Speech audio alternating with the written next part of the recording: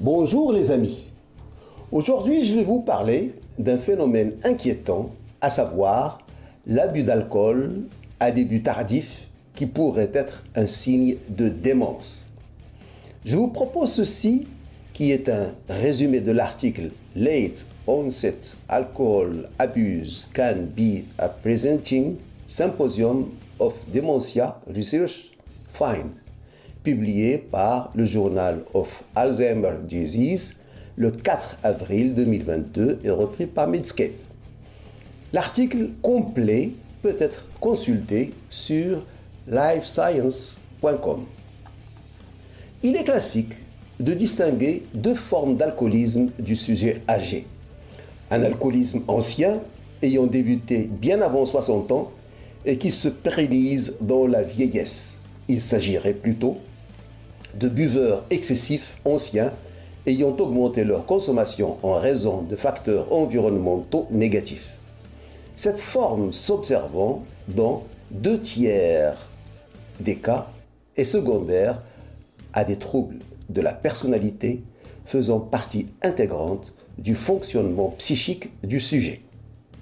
Et puis un autre alcoolisme à début tardif survenant après 60 ans, il est réactionnel à des facteurs situationnels tels que l'isolement, la mise à la retraite, l'existence d'une maladie invalidante et ou douloureuse, la présence au domicile d'un conjoint infirme ou grabataire, enfin, la non-intégration à la vie institutionnelle.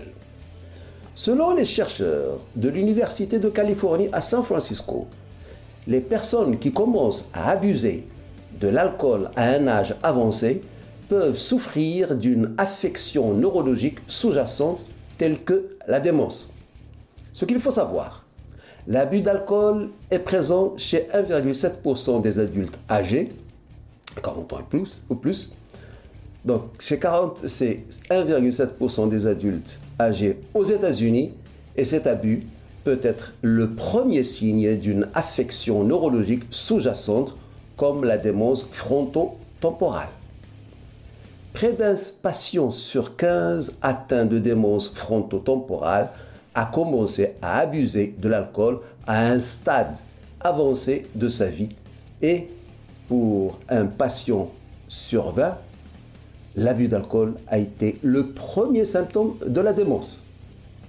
Étant donné que les patients qui commencent à consommer de l'alcool tard dans leur vie sont généralement vus en premier lieu par des psychiatres, des prestataires de soins primaires et des spécialistes de réadaptation, leur affection neurologique sous-jacente peut être mal diagnostiquée et le patient peut ne pas recevoir les soins appropriés.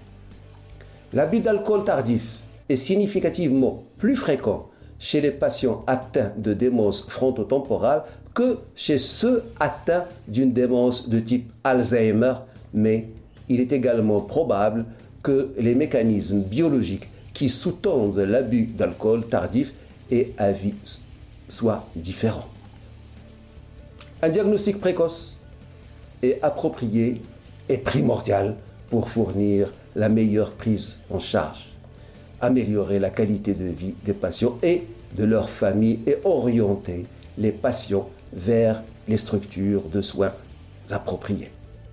Voilà ce que je voulais vous dire aujourd'hui. Si vous avez aimé cette vidéo, vous pouvez liker, comme vous pouvez vous abonner en cliquant sur la clochette. Flash Actu Santé vous remercie de votre attention et vous donne rendez-vous demain. Au revoir.